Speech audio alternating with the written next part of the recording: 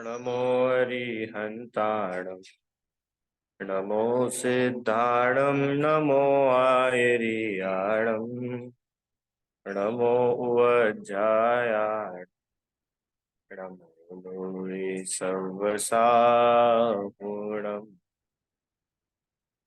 मङ्गलं भगवान् वीरो मंगलं गौतमो गण मङ्गलं कुन्द कुन्दाद्यो जैन धर्मोऽस्तु तीन भुवन में सार वीतराग विज्ञानता शिव स्वरूप शिवकार नमः त्रियोग संहार।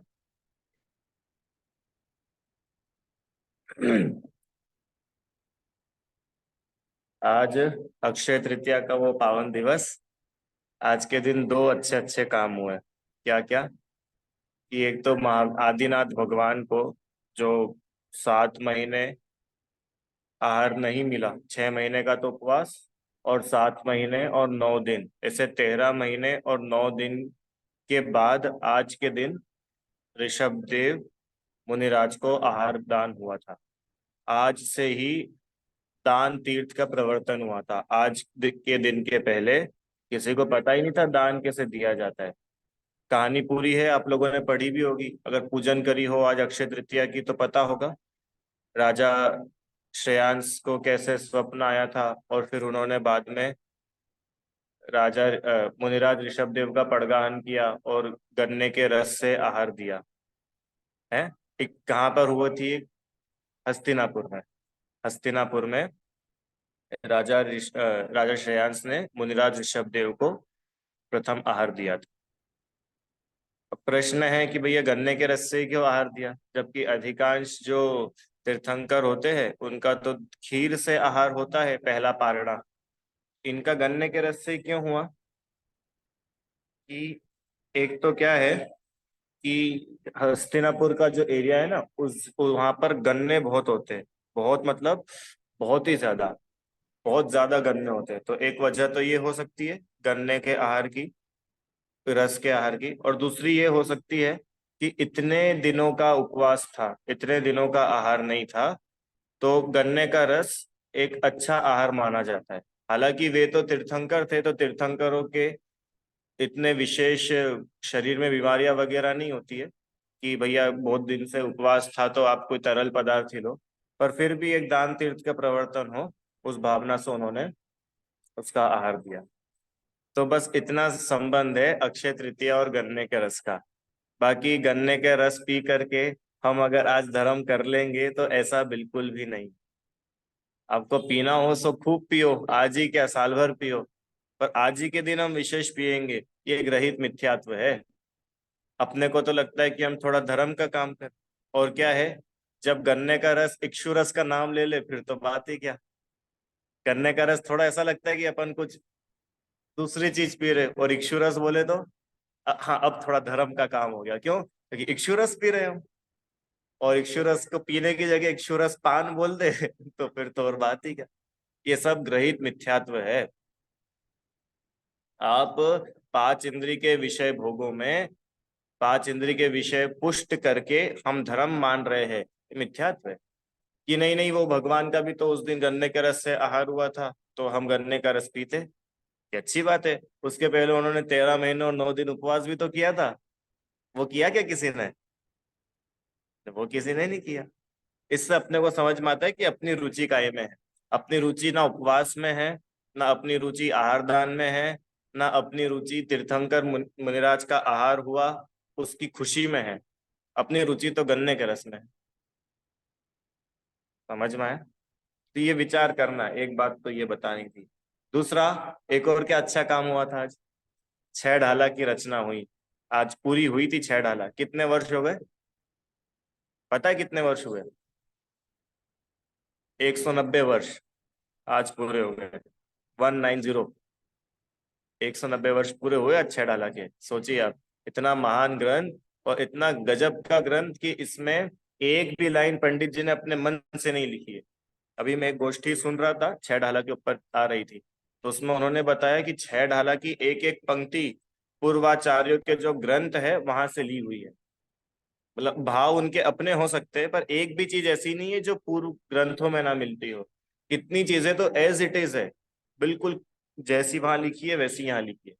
तो इतना अच्छा व्यवस्थित पंडित दौलत राम जी का अध्ययन, और कितना सुंदर उन्होंने सब चीजों को लेकर के, चार गति के दुख, फिर दुखों का कारण, फिर दुख से बचने का उपाय, सम्यक दर्शन, सम्यक ज्ञान, सम्यक चारित्र, 12 भावना, मुनि दशा, स्वरूपाचरण चारित्र, अरिहंत अवस्था, सिद्ध अवस्था, फिर रत्नत्रय प्राप्त करने की प्रेरणा, कितना सब व्यवस्थित ढंग से उन्होंने उसको प्रस्तुत किया। वो अपने आप में बहुत अच्छा है।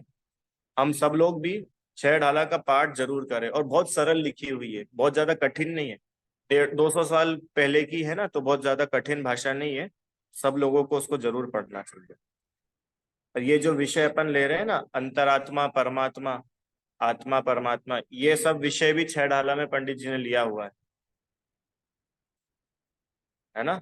तो अपन वहां से तो जब छह ढाला पढ़ेंगे तब देखेंगे ही सही। अभी जो ये विषय है अपन यहाँ पर इसको देखते हैं। कल हम लोगों ने भव्य और, हाँ हाँ,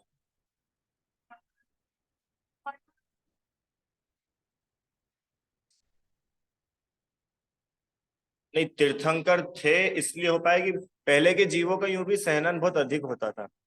तो हाँ, बहुत लंबा टाइम होता है, रहता है। वैसे मैंने भी कहीं पर ऐसा पढ़ा था कि अधिक अधिक से अधिक 1 वर्ष तक का उपवास होता है। उत्कृष्ट उपवास का काल 1 वर्ष होता है। फिर भी यूं समझ सकते कि तीर्थंकर थे, तो तीर्थंकरों के विशेष पुण्य का उदय होता है। शारीरिक बल भी उनका बहुत ज्यादा होता है, ब्रज ऋषभ नाराज सहनन होता है। तो उनकी अपेक्षा से वो इतना लंबे काल हो सकता है। हालांकि आदिनाथ भगवान के अलावा और किसी के बारे में ऐसा पढ़ने में भी नहीं आता है कि उन्होंने इतना लंबा उपवास किया। कुछ कुछ तो आते, एक एक महीने का उपवास आता है। एक एक महीने के तो बहुत सारे उदाहरण मिल जाते हैं, पर एक एक साल के उपवास हो लगातार ऐसे नहीं मिलते। तो उन्हीं का ही विशेष शारीरिक बल था ऐसा। ठीक है, चलिए। अभी अब थोड़ा सा मुझे ये भव्य और अभव्य, हालांकि अपना विषय इतना गहरा नहीं है, पर फिर भी थोड़ा सा बताने का भाव था, तो अपन इसको देखते हैं आज। भव्य भव्य कल हम लोगों ने बात की थी, है ना। किसको बोलते भव्य जी? कि जिनमें रत्नत्रय प्राप्त करने की योग्यता हो, मोक्ष जाने की योग्यता हो, वे भव्य है। और जो मोक्ष जाने की योग्यता नहीं है, ऐसे सारे के सारे जीव अभव्य कहलाते हैं। जो केवली, अब देखो इसमें और लक्षण दिए भव्य जीव के, क्या लिखा है देखो। जो केवली भगवान का सुख सर्व सुखों में उत्कृष्ट है, इस उस वचन को इसी समय स्वीकार करते हैं, वे भव्य जीव है। और जो आगे जाकर स्वीकार करेंगे वे दूर भव्य। सही बताइए, अपने को भगवान का सुख सच्चा सुख लगता है कि नहीं लगता है? अगर भगवान का सुख सच्चा नहीं लगता है, और इंद्रिय सुख सच अच्छा लगता है, इसका मतलब आप भव्य नहीं है। कुंद कुंद आचार्य की गाथा है ये, प्रवचन सार जी की, कि जिन्हें इंद्रिय सुख, जो भगवान जिस सुख को भोग रहे हैं वो सुख जिन्हें अच्छा लगता है, वे जीव निश्चित ही अल्पकाल में भगवान बनेंगे। और जो अभी स्वीकार नहीं करते हैं पर आगे जाकर स्वीकार करेंगे, तो वे आगे जाकर के भगवान। पर इसको स्वीकार किए बिना तो कोई भगवान नहीं बन सकता। जिसको शरीर के 5 इंद्रिय के विषयों की ही रुचि हो, ऐसा जीव कैसे भगवान बने? है ना।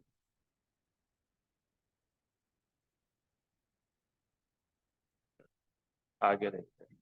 अभी एक बात इसमें और थी कि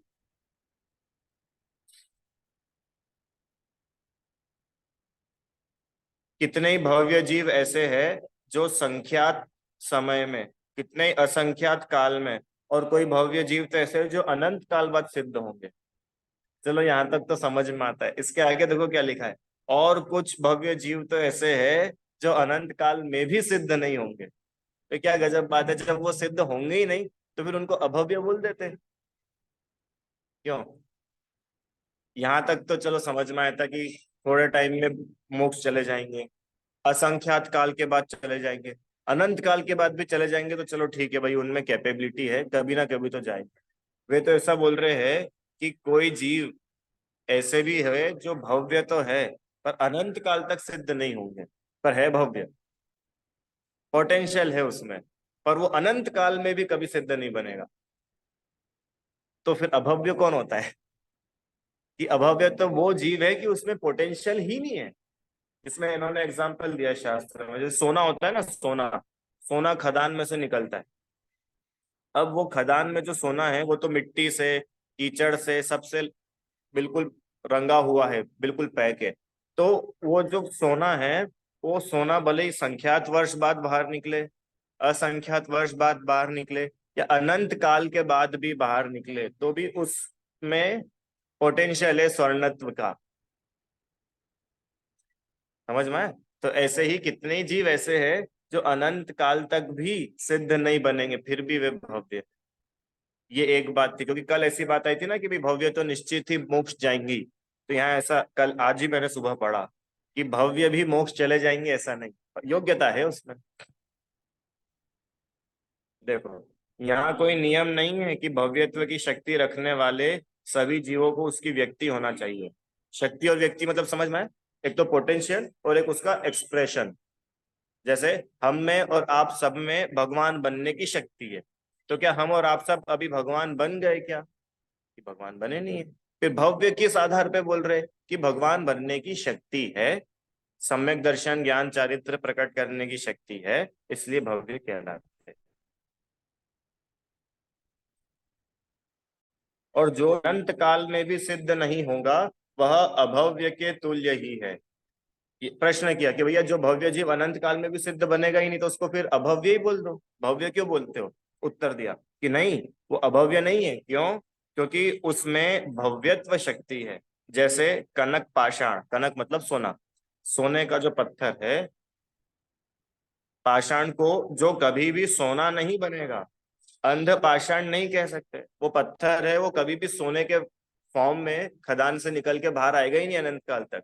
तो क्या उसको आप सोने की जगह कुछ और बोल दोगे क्या? कि नहीं, है तो वो सोना, और वो कभी भी बाहर नहीं निकलेगा, दैट इज डिफरेंट। ऐसे ये जीव है तो भव्य, पर आगामी काल में ये कभी सिद्ध नहीं होगा, इसके लिए इसको हम अभव्य बोल दे ऐसा नहीं है, जबकि इसमें शक्ति तो है क्या है कि मोक्ष जाने। ठीक है, इस प्रकार से कुछ बातें थी भव्य भव्य की। अब अपन को आगे चलना है। अब बिल्कुल थोड़ा नया विषय है, बहिरात्मा, अंतरात्मा और परमात्मा। आत्मा के भेद, अवस्था की अपेक्षा। ये जो आत्मा है, जीव है, अवस्था की अपेक्षा इसके तीन प्रकार से भेद बनते हैं। एक तो बहिरात्मा, एक अंतरात्मा और एक परमात्मा। तो कौन कौन सी आत्मा क्या क्या है कि इस जगत में जितने भी जीव हैं वो इन तीनों कैटेगरी में कहीं ना कहीं है। जैसा हमने बोला कि भव्य और अभव्य, तो सिद्ध भगवान तो ना भव्य थे ना अभव्य थे, क्योंकि वो तो मोक्ष जा चुके। तो वो तो उसके बाहर ही है दायरे के। जैसे हम बात करें गुण स्थान, तो सिद्ध भगवान को इस गुण स्थान में आते ही नहीं है। पर ये जो अंतरात्मा, बहिरात्मा, परमात्मा है, इन तीनों में विश्व का एक भी जीव नहीं छूटता। जैसे हम बात करें कि जीवों को चार गति में बांटो, तो सिद्ध भगवान छूट जाएंगे। हम बोलेंगे जीवों को इंद्रियों में बांटो, सिद्ध भगवान छूट जाएंगे। पर ये ऐसा भेद है आत्मा के कि इसमें एक भी जीव नहीं छूटता। कौन से भेद है भैया? कि बहिरात्मा, अंतरात्मा और परमात्मा। बहुत सिंपल है। क्या होता है बहिरात्मा? कि ऐसे जीव जिनकी दृष्टि आत्मा के बाहर है, वे सब बहिरात्मा। सरल शब्द में कहे तो मिथ्या दृष्टि। जो शरीर और आत्मा को एक मानता है वह जीव बहिरात्मा कहलाता है। ये लक्षण है बहिरात्मा। वे सभी जीव जो आत्मा और शरीर को एक ही मानते हैं। शरीर मरा तो मैं मरा, शरीर पैदा हुआ तो मैं पैदा हुआ, इसकी किसी ने तारीफ कर दी तो मेरी तारीफ हो गई, इसको किसी ने बुरा बोल दिया तो मैं दुखी हो गया। ऐसे जो शरीर और आत्मा को एक मानता है वह बहिरात्मा कहलाता है। ये बहिरात्मा का लक्षण होता है। बहिरात्मा की कैसी बुद्धि होती है? कि पर में एकत्व, ममत्व, कर्तृत्व और भोक्तृत्व बुद्धि होती है। ये अपन चारों पहले बात कर चुके। एकत्व मतलब वो और मैं हम एक ही है, ये एकत्व। ममत्व, ये मेरा है, ये परिवार, ये घर, पत्नी, बच्चे, ये भाई, ये गाड़ी, ये मेरा है। ये ममत्व, उनमें मेरे पने का भाव, पराई वस्तु में मेरे पने का भाव, ये ममत्व कहलाता है। ये बहिरात्मा की बुद्धि है ऐसी। कर्तृत्व, मैं पर का करने वाला हूँ, मैं पर का करूंगा, मेरे बिना उसका काम नहीं होगा, ये कर्तृत्व।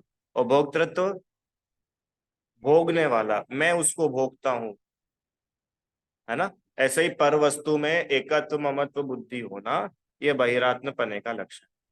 शरीर की उत्पत्ति में ही अपनी उत्पत्ति, और शरीर के नाश होने पे लगता है कि भैया मैं ही मानो मर गया।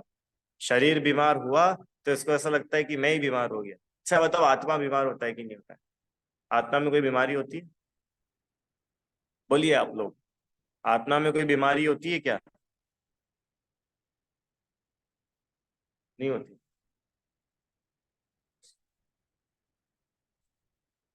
हाँ, कि भाई आत्मा तो उस बीमारी को फील करता है। जैसे सिर दर्द हुआ तो सिर दर्द हुआ, आत्मा थोड़ी दर्द हुआ। पर सिर दर्द का जो दर्द है, वो दर्द आत्मा फील करता है। तो ये तो वही शरीर की बीमारी है जो आत्मा फील करती है। आत्मा में क्या कोई बीमारी है क्या?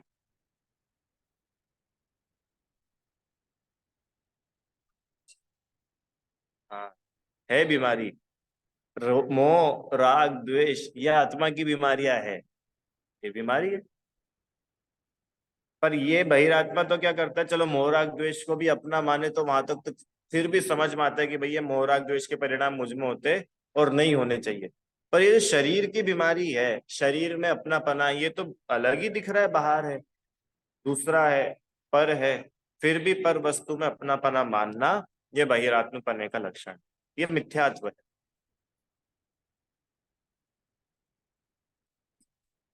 हाँ।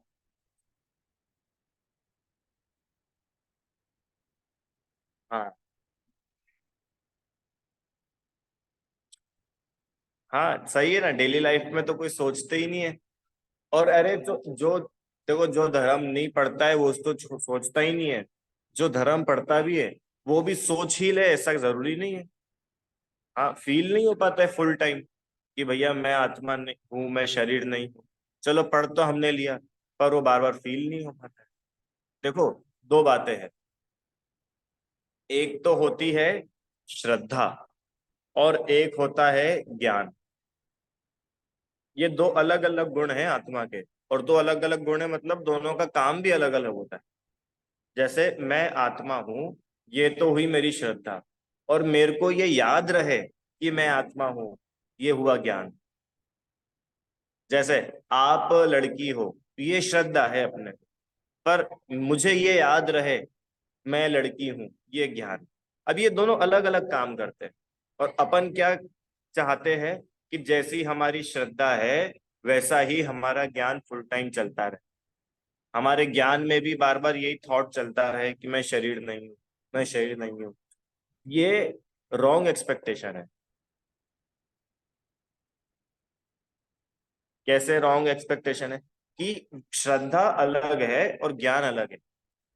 श्रद्धा है कि मैं शरीर नहीं हूँ, विश्वास है इतना। अब विश्वास है इसका मतलब कि मेरे पूरे टाइम मुझे याद रहे, मैं इस चीज की रट लगाता रहूं। कोई मेरे से नींद में भी उठ करके पूछे और मैं भूल करके भी अपने आप को शरीर नहीं बोल दूं। ये सब नहीं है इसका मतलब। इसका मतलब सिर्फ इतना है कि मेरे को इतना भरोसा है मैं शरीर नहीं, बस। इसका नाम है बहिरात्मपना छूट जाना। अब वो फिर वो ज्ञान में आएगा कि नहीं आएगा, कि वो डिपेंड करता है। अरे कितने लोग ऐसे होते हैं जो एक्सप्रेस नहीं कर पाते। फीलिंग एक जैसी हो सकती है। जैसे मानो, एक है एग्जाम्पल ऐसा ही, कि कोई हिंदी में गोल्ड मेडलिस्ट एमए हो, लड़की, और उससे बोलो अपने पति के बारे में लिखो, तो वो क्या लिखेगी? एक लाइन में लिखेगी क्या मेरे पति अच्छे हैं? कि नहीं भैया, वो तो गोल्ड मेडलिस्ट है और बहुत अच्छी एमए है, तो वो तो पूरा हो सकता है एक कॉपी भर दे, अलग अलग उसमें लिख करके, मेरे पति तो देवता के जैसे है, और मेरे पति तो ऐसे है। तो बहुत सारी चीजें लिख सकती है वो, क्योंकि उसको इतना आता है लिखना। और एक बिल्कुल कोई गरीब हो, उससे पूछो कि तुम अपने पति के बारे में बोलो, तो वो हो सकता है पति नाम सुन करके ही वो शर्मा जाए, पति नाम सुन करके ही वो कुछ बोल ना सके, पर वो कुछ बोल नहीं पा रही है और इसने पूरी एक कॉपी भर दी। तो ये थोड़ी बता रहा है कि ये दोनों में से ये अपने पति को कम चाहती है और ये ज्यादा चाहती है। वो तो एक्सप्रेस कैसा कर पा रहे हैं दैट इज डिफरेंट, वो ज्ञान का मैटर है।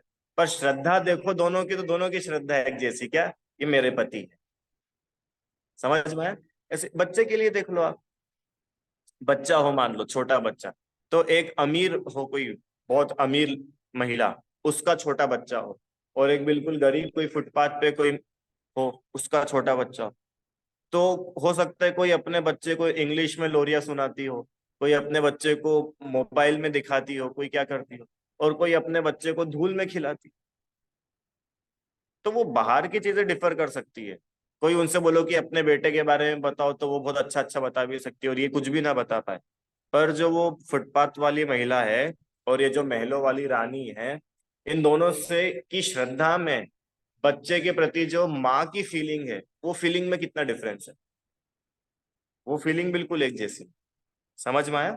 ऐसे ही मैं शरीर नहीं हूं, मैं आत्मा हूं, ये फीलिंग अलग है, और इसकी पूरे टाइम मेमोरी बनी रहना, वो ज्ञान अलग है। तो हम ये सोच करके डिप्रेस ना हो कि भैया हम याद ही नहीं रख पाते, हम तो भूल जाते, हम आत्मा है। कि भूल जाते मतलब कैसे भूल जाते, अच्छा बताओ, कैसे भूल जाते? कि पूरे टाइम याद नहीं रहता है, पर जब हमारे पास डिसीजन लेने का टाइम आता है, तब हमको इतना विचार रहता है कि मैं आत्मा हूँ। इतना तो रहता है कि नहीं रहता है? अरे अभी पूरे टाइम अपन भले रिवाइज ना कर रहे हो, मैं लड़की हूँ, मैं लड़की हूँ, मैं लड़की हूँ, पर जब हम कोई फॉर्म फिल कर रहे हैं और वहां जेंडर का कॉलम आता है, तो हम फीमेल पे टिक कर देते हैं। ये श्रद्धा है ना अपनी। और वो ज्ञान, कि वो ज्ञान जब काम में आना होगा आ जाए, वो पूरे टाइम नहीं भी चलता रहे, चलेगा। समझ में आया कुछ? हाँ, तो ऐसा समझो, शरीर अलग है और आत्मा अलग है, ऐसा रटो नहीं। पर्पस इसका ये है कि हम अनादि से शरीर और आत्मा को ही एक माने बैठे हैं, और इस वजह से हम दुखी हो रहे हैं, इस वजह से हमारा संसार खड़ा हुआ है। ये सबसे मेन भूल है, देह जीव को एक मानना, देह को और जीव को। अब जब तक ये भूल दूर नहीं होगी, आप कितनी पूजा कर लो, आप कितना ही स्वाध्याय कर लो, आप कितनी अभिषेक कर लो, कितनी तीर्थ यात्रा कर लो, कितना डोनेशन कर लो, कितने ही दान दे दो, मोक्ष तो नहीं होगा। और ये भूल अगर आपकी दूर हुई, तो फिर मोक्ष पक्का। ये सबसे बड़ी भूल है, इसलिए इस पे जोड़ दिया जाता है, शरीर अलग है, शरीर अलग है। खाली रटने के लिए, या ऐसे नहीं कि भाई हमने माला फेर ली शरीर अलग है। समझना, अब समझना मतलब, हाँ, अनुभव करना। हाँ, ज्ञान और मतलब जब अपने को डिसीजन लेने का टाइम आए, तो अपने को ये अंदर में श्रद्धा हो कि मैं जीव हूं। हम्म? हो सकता है अभी अपन बैठे हो यहाँ पे, और भूकंप आ जाए और ये गिर जाए छत, तो आपको क्या लगता है, सम्यक दृष्टि उठ करके नहीं भागेगा और मिथ्या दृष्टि उठ करके भाग जाएगा? यही लगता होगा ना कि सम्यक दृष्टि तो बैठा रहेगा ऐसा करके। ये अपनी गलत धारणा है। अरे सम्यक दृष्टि की श्रद्धा है। क्या श्रद्धा है? कि आत्मा कभी मरता नहीं है। पर अब अपन श्रद्धा के अनुसार आचरण मिक्स करना चाहते हैं, श्रद्धा के अनुसार ज्ञान मिक्स करना चाहते हैं, वो गड़बड़ वाली बात। समझ में आया कि थोड़ा थोड़ा समझ में आया? बहिरात्मा किसको बोलते हैं? ऐसा अज्ञानी, मिथ्या दृष्टि, अथवा मूढ़। मूढ़ भी बोला जाता है बहिरात्मा को। मूढ़ मतलब मूर्ख। अब ये मूर्खता नहीं है तो क्या है? शरीर और आत्मा को एक मानना ही मूर्खता ही तो है। तो ऐसे जो शरीर और आत्मा को एक मानता है, अब यहाँ तो शरीर की बात नहीं, अब सब लगाते जाना। शरीर को अपना मानना ये तो है ही, इसके अलावा सच्चे देव शास्त्र गुरु का श्रद्धा नहीं होना, ये भी बहिरात्मपना है। ठीक है? तो ऐसा ये बहिरात्मा का लक्षण होता है। अब अंतरात्मा किसको बोलते हैं? कि जो अपनी आत्मा में अपनापन माने, वो अंतरात्मा। अन्य शब्दों में कहे तो सम्यक दृष्टि। बहिरात्मा कौन था? कि जो शरीर में अपनापन मानता था। बहिर बाहर, बाहर अपनापन मानता था वो बहिरात्मा। अंतरात्मा कौन है? कि जो अपने में अपनापन मानता है वह अंतरात्मा कहलाता है। अभी अंतरात्मा कौन हो सकता है? कौन कौन हो सकता है बताओ। हाँ, ठीक है, भगवान तो है ही, भगवान तो अपने में अपनापन मानते ही। और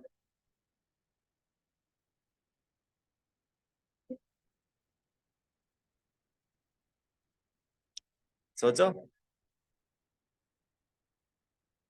सोचो आप लोग। अच्छा, बहिरात्मा कौन कौन होगा? है सभी। देखो, इतना तो पक्का है, एक इंद्री से लेके असंघी पंचेंद्री तक के सारे जीव बहिरात्मा होते हैं। क्योंकि सब मिथ्या दृष्टि होते, सम्यक दृष्टि होती ही नहीं है। तो ये सब तो उसमें चले गए।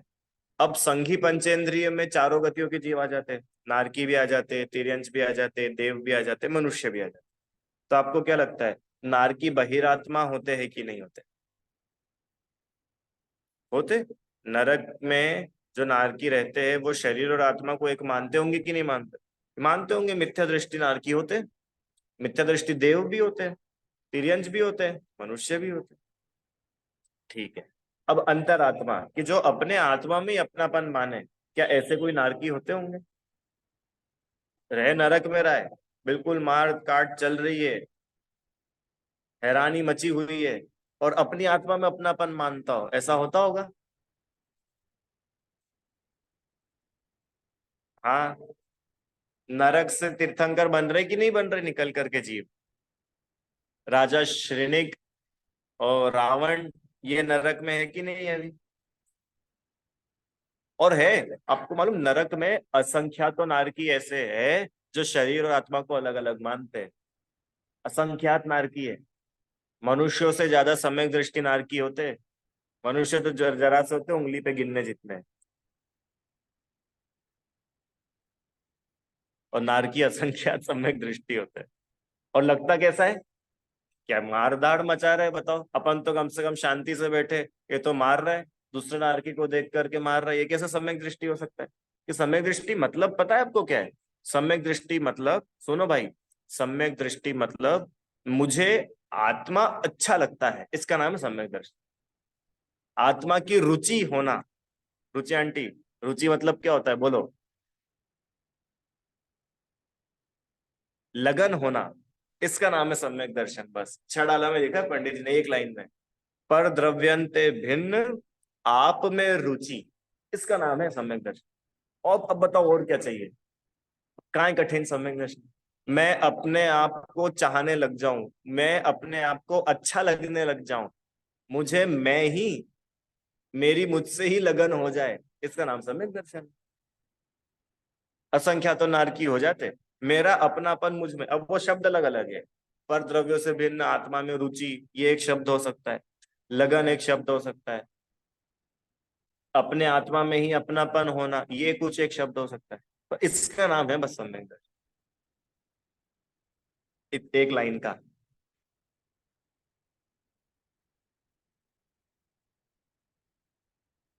हाँ, अब ये समस्या बड़ी खतरनाक है। सरल चीज अपने को सरल ही नहीं लगती है।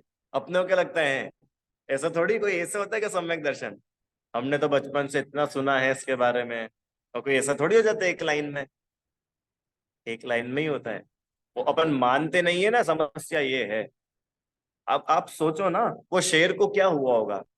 शेर मतलब महावीर भगवान, 10 भव पहले शेर, पार्शनाथ भगवान 10 भव पहले हाथी। क्या क्या हुआ होगा उनको बताओ। है। ये नरक में इतने नारकी सम्यक दृष्टि होते हैं,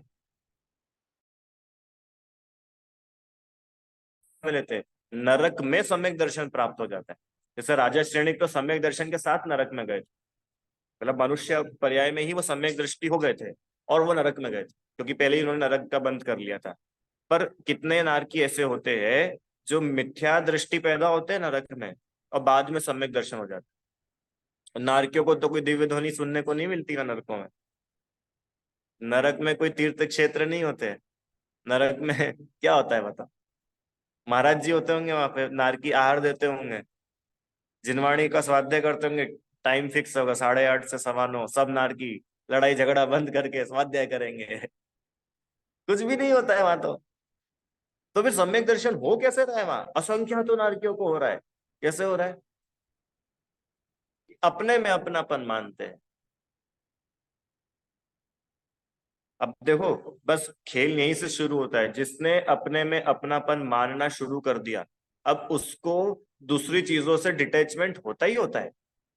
ना सही तत्काल, पर समय पा करके होता ही होता है।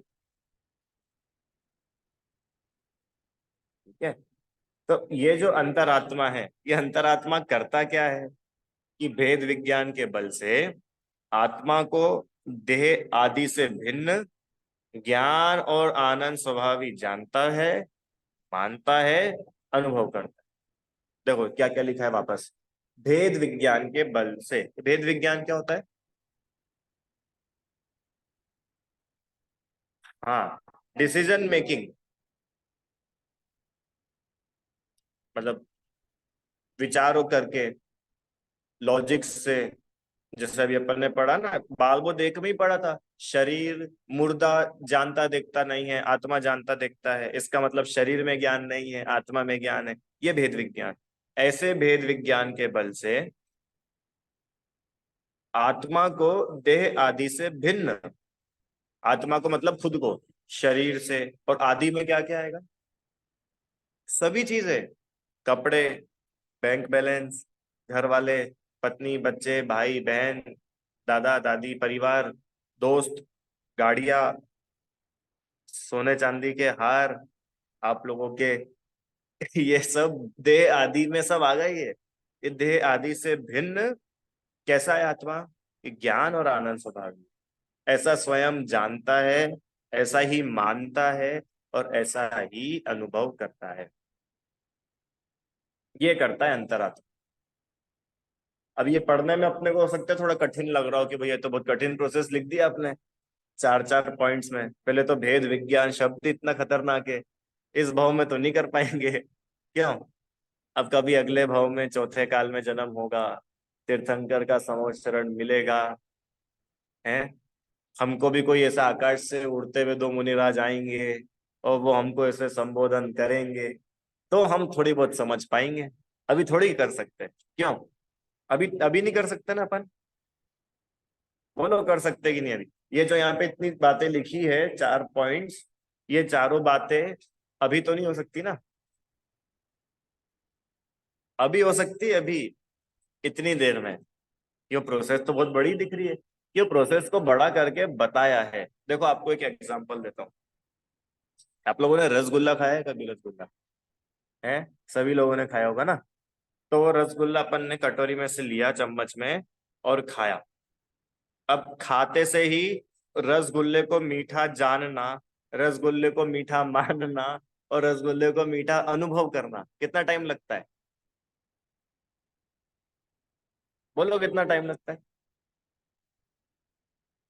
हाँ, कि भैया तत्काल होता है।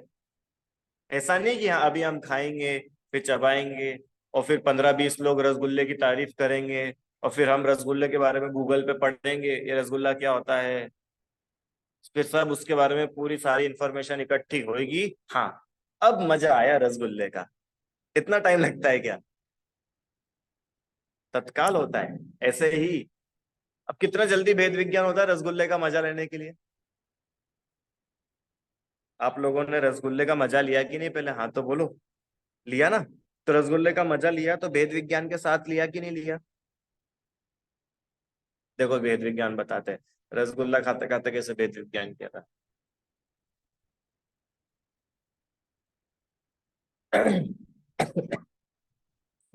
ये रसगुल्ला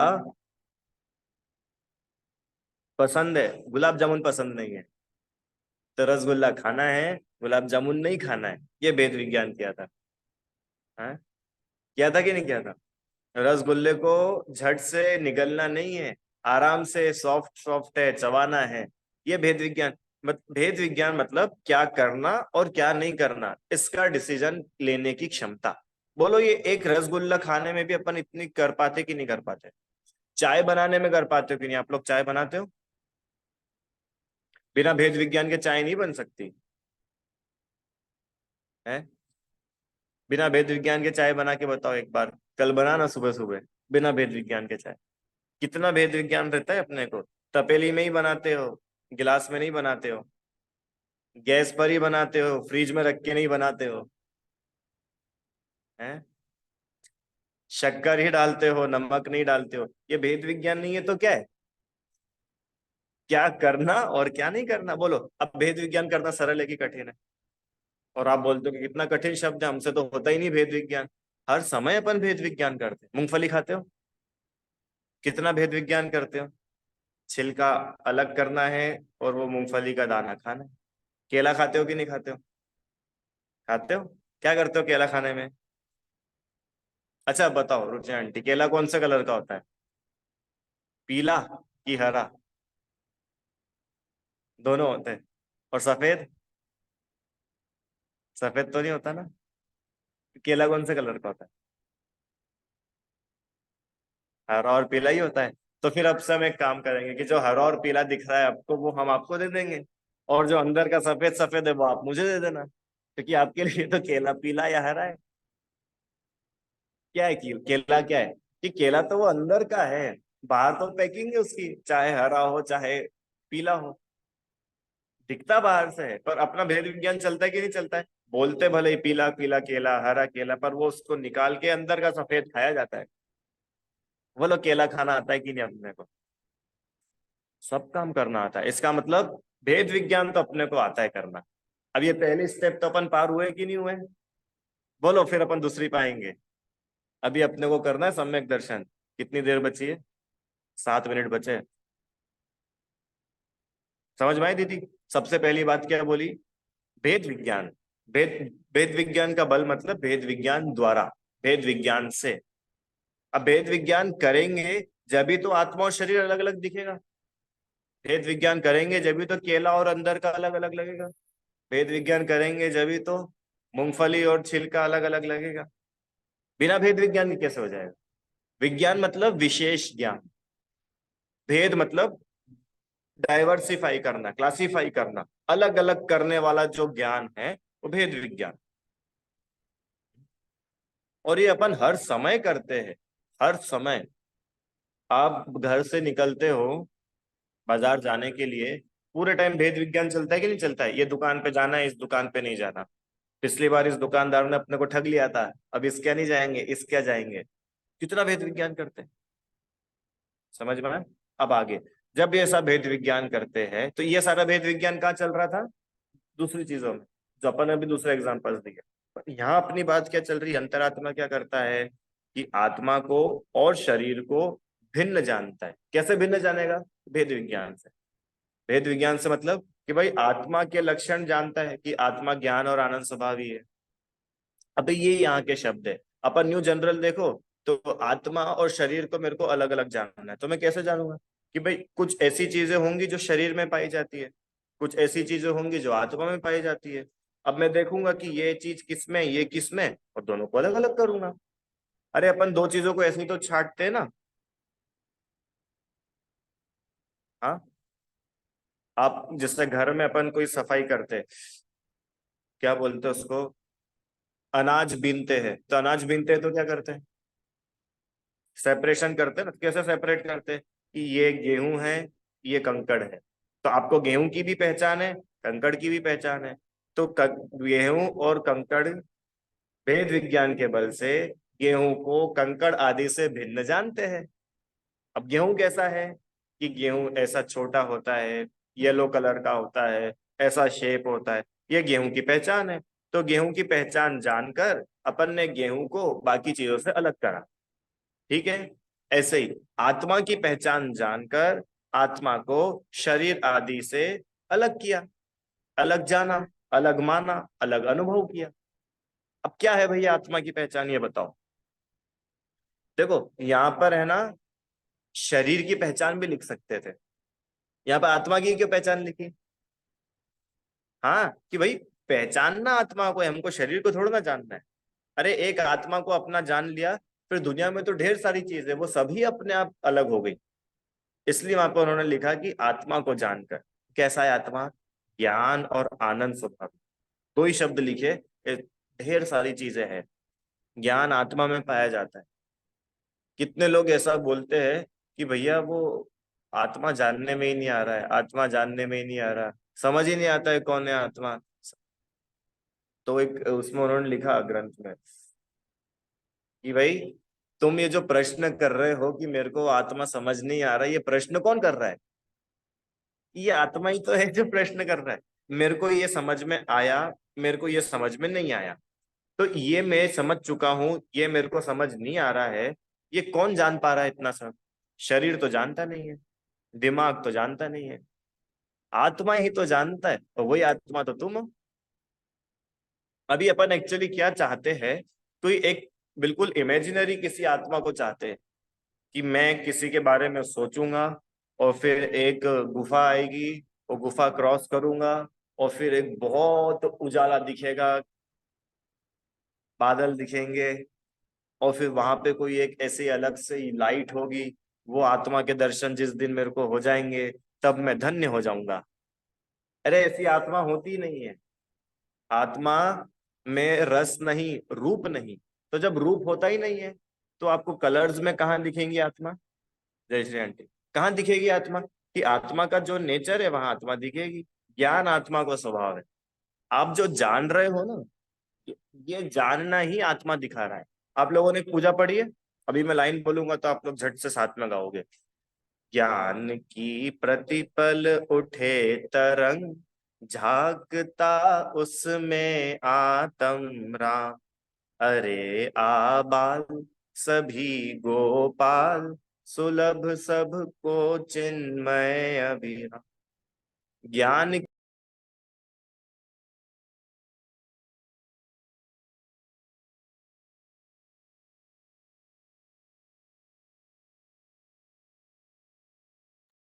क्या बोला? ज्ञान की प्रतिपल उठे तरंग। देखो एक बात ये हुई कि भैया वो हमको वो लहरें तो दिख रही इतनी बड़ी बड़ी, समुद्र नहीं दिख रहा है। समुद्र दिखाओ, समुद्र दिखाओ। ये लहरें ही तो समुद्र है। लहर अलग है क्या? ये लहर जो उठ रही है इतनी बड़ी बड़ी, यही समुद्र है। ऐसे ये जो ज्ञान का काम दिख रहा है ना आपको, जानने का काम दिख रहा है कि नहीं दिख रहा है? ये जो जानना हो रहा है, ये जानना ही आत्मा है। अब बताओ आत्मा को जानना सरल है कि कठिन है? जान के देखना आज घर जाके। और आनंद, आनंद मतलब, आनंद मतलब क्या होता है? नहीं, आनंद, आनंद लिखा ना, ज्ञान और आनंद स्वभावी। आनंद का मतलब क्या होता है? प्रसन्नता, खुशी, या निराकुलता। ये आत्मा का स्वभाव है। तो ऐसा ज्ञान और आनंद स्वभावी आत्मा को अंतरात्मा जानता भी है, मानता भी है, और ये आत्मा ही मैं हूं ऐसा अनुभव भी करता है। ठीक है। और अंतरात्मा के और क्या नाम है? कि अंतरात्मा को ही ज्ञानी भी बोला जाता है, सम्यक दृष्टि बोला जाता है। ठीक है। तो ये आज अपन लोगों ने बहिरात्मा और अंतरात्मा को स्वरूप पढ़ा। अब ये अंतरात्मा बहुत सारे टाइप्स के होते हैं। अब जैसे मैं शरीर नहीं हूं, मैं आत्मा हूं, ऐसा जानने मानने अनुभवने वाले जीव चारों ही गतियों में है। कितने मनुष्य सम्यक दृष्टि होते हैं, तिर्यंच भी सम्यक दृष्टि होते। वो शेर हो गया था ना सम्यक दृष्टि, बंदर हो गया था, जटायु पक्षी हो गया था। कितने देव होते हैं, नारकी होते हैं। तो ये अंतरात्मा तीन प्रकार के होते हैं अलग। अब कौन कौन से होते हैं तीन प्रकार के, वो अपन लोग कल देखेंगे। ठीक है। तीन टाइप्स के अलग अलग अंतरात्मा रहते, तीनों वही है, शरीर और आत्मा को अलग अलग मानने वाले, पर फिर भी वो तीन अलग अलग टाइप्स के होते। क्या क्या होते उसकी बात अपन कल समझेंगे। अभी कोई प्रश्न है आपको? समझ में आया अंतरात्मा कैसे हुआ जा सकता है? थोड़ा थोड़ा समझ में आया। सम्यक दर्शन। देखो सबसे पहले तो अपने को अंदर में इस चीज बहुत क्लियर कर लेना चाहिए, सम्यक दर्शन कठिन नहीं है। सम्यक दर्शन कठिन,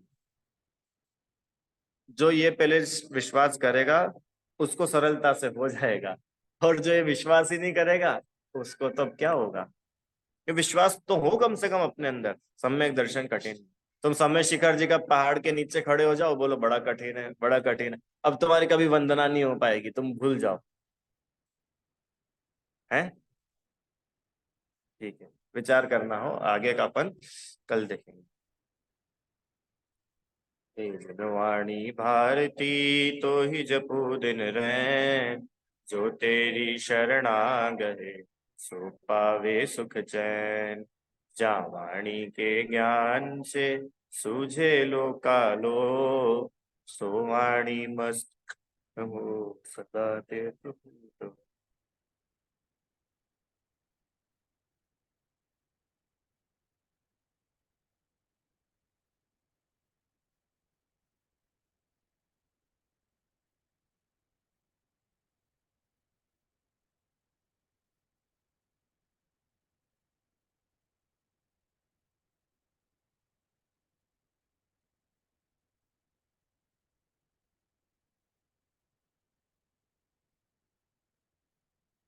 जय बोले द्वादशांग जिनवाणी माता की जय हो।